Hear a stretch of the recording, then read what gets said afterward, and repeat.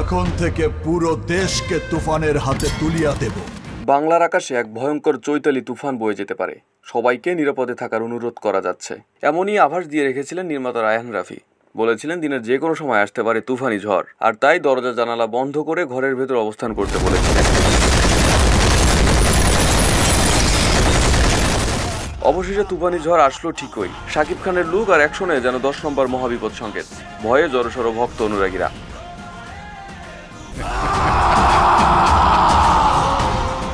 প্রকাশিত 1 মিনিট 21 সেকেন্ডের টিজারে ভয়ঙ্কর এক রূপে হাজির হয়েছেন শাকিব খান। এমন রূপে আগে কখনো দেখা যায়নি তাকে। তবে এই লুক যে ভারতীয় ছবি থেকে ধার করা তা বুঝতে কষ্ট হয়নি নেটিজেনদের। শাকিবের এমন লুক কেজিএফের ইয়াশ ও অ্যানিমেলের রণবীর কাপুরের সঙ্গে হুবহু মিল খুঁজে পাওয়া যাচ্ছে। নিঃসন্দেহে বলা যায় পরিচালক এই দুটি সিনেমার খিচুড়ি পাকিয়ে তুফানের টিজার বানিয়েছেন। পূর্বের কথা মোতাবেক এখন থেকে পুরো দেশকে তুফানের হাতে তুলিয়া দেব।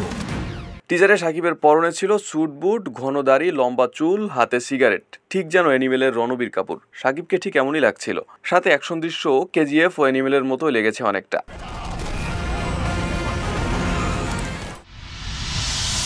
তুফান, খুব ভয় পাইছি রে।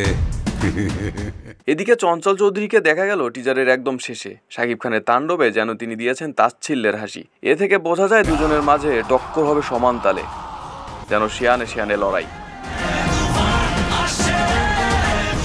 অবশ্য রায়হান রাফি জানিয়েছিলেন তিনি কেজিএফ এর মতো গ্যাংস্টার ধর্মী সিনেমা বানাতে চান। তাই তুফানের গল্প কস্টিউমে ছবির ছায়া থাকলে অবাক হওয়ার কিছু নেই। তবে অনুকরণের মাঝে কতটা নিজের মৌলিকত্ব তুলে ধরতে পারেন সেটাই এখন দেখবার বিষয়।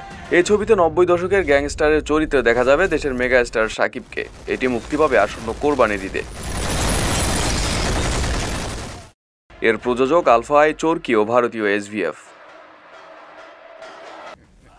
আরিফ হাসান, ঢাকা প্রকাশ।